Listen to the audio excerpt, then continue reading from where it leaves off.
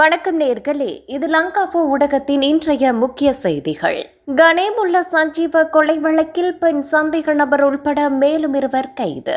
வடக்கு வடமத்திய கிழக்கு மாகாணங்களில் இடியுடன் கூடிய மழைக்கு வாய்ப்பு. யானைகள் ரயில்களில் மோதுவதை தடுக்க AI தொழில்நுட்பத்தை பயன்படுத்த நடவடிக்கை. வரவு செலவு திட்டத்தின் 2ஆம் வாசிப்பு மீதான வாக்கெடுப்பு இன்று. புதுக்குடியிருப்பில் குரங்கால் ஏற்பட்ட விபத்து, 3 பிள்ளைகளின் தாய் உயிரிழப்பு. ரஷ்யா உக்ரைன் போரை தீர்ப்பதற்கான செயல்முறை குறித்து ட்ரம்புடன் கலந்துரையாடிய மக்ரோன். சூரிய குடும்பத்தைச் சேர்ந்த 7 கோள்களை ஒரே சீரமைப்பில் வரும் அரிய நிகழ்வு. மறைமுக வரிகளால் பாதிக்கப்படும் சாமானிய மக்கள். கலகுட அத்தை ஞானசார தேரர் பிணையில் விடுதலை. பல ஆண்டுகளாக பயன்படுத்தப்படாத விமானங்களுக்கு $9 லட்சம் செலவழித்த இலங்கை அரசாங்கம்.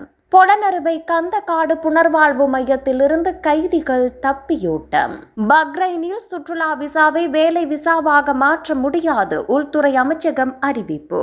இவை உள்ளிட்ட மேலும் பல முக்கிய உள்நாட்டு, வெளிநாட்டு மற்றும் விளையாட்டு செய்திகளை அறிந்து கொள்ள www.lankafo.com என்ற இணையதளத்தை பார்வையிடுங்கள்.